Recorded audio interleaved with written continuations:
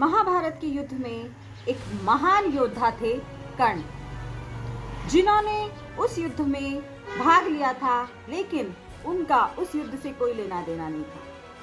तो वह जब मृत्यु की ओर गए, जब उनको वीरगति की प्राप्ति हो रही थी, जब अर्जुन के बाण द्वारा उनका वध किया गया और वह अपने जीवन के अंतिम क्षण में पहुंच गए थे, तो उनके मन में बहुत विचार आए और वह दुखी हो गए।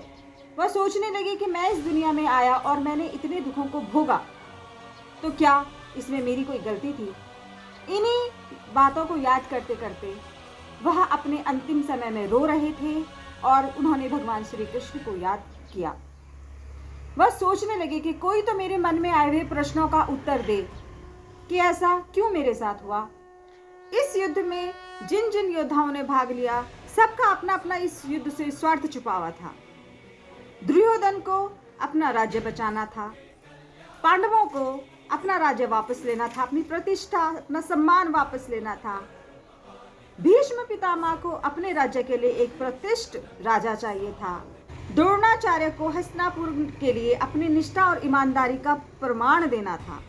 लेकिन वहीं एक योद्धा ऐसा था जिसका इस युद्ध से कोई लेना देना नहीं था। वह था सूर्यपुत्र कर्ण।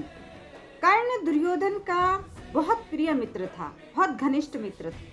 कर्ण का दुर्योधन से कोई स्वार्थ नहीं था, अपितु दुर्योधन का कर्ण से बहुत बड़ा स्वार्थ छुपा था, क्योंकि वह उसकी तरफ से युद्ध में लड़ रहा था। क्योंकि कर्ण एक बहुत महान योद्धा था। अपनी मित्रता निभाने के लिए कर्ण ने युद्ध भूमि में दुर्योधन के लिए लड़ते लड़ते युद्ध भूमि में अपने प्राण त्याग दिए। ऐसा था महावीर कर्ण। तो जब वह मर रहा था, जब वह अंतिम क्षण में था और वह श्री कृष्ण को याद करने लग जाता है कि आखिर ऐसा क्यों मेरे साथ हुआ, तो श्री कृष्ण उसकी आवाज सुनकर उसके सामने आते हैं और बोलते हैं कि हे कर्ण, तुम मृत्यु की ओर अग्रसर हो, तुम मरने वाले हो, लेकिन तुम इतने दुखी क्यों हो? अपने प्राण खुशी खुशी त्यागो और इस मोहमाया से चले जाओ। तो कर्ण ने श्री कृष्ण से कुछ सवाल किए और कहा कि आप मुझे इनका उत्तर दें, जिसको सुनकर मैं अपने प्राण खुशी खुशी त्याग दूं।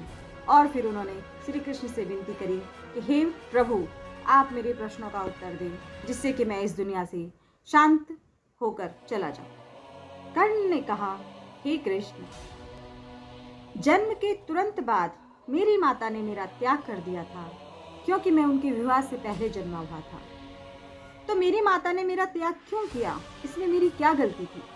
उसके बाद द्रोणाचार्य ने मुझे शिक्षा देने से इनकार कर दिया, क्योंकि मैं एक सूत पुत्र था, क्योंकि मैं एक सूत्र पुत्र कहलाता था। तो इसमें भी मेरी क्या गलती है? जीवन भर मैं इस बोझ को ढोता रहा कि मैं सूत पुत्र हूँ, जबकि मैं एक क्षत्रिय था। भगवान परशुराम ने मुझे उपहार स्वरूप शिक्षा तो दी, परंतु अभिशाप स्वरूप एक श्राप भी दिया कि जब मुझे इस विद्या का सबसे ज्यादा जरूरत होगी तो मैं इस विद्या को भूल जाऊंगा। तो इसमें भी मेरी क्या गलती थी? क्योंकि उनके अनुसार मैं क्षत्रिय नहीं था, सूत पुत्र था।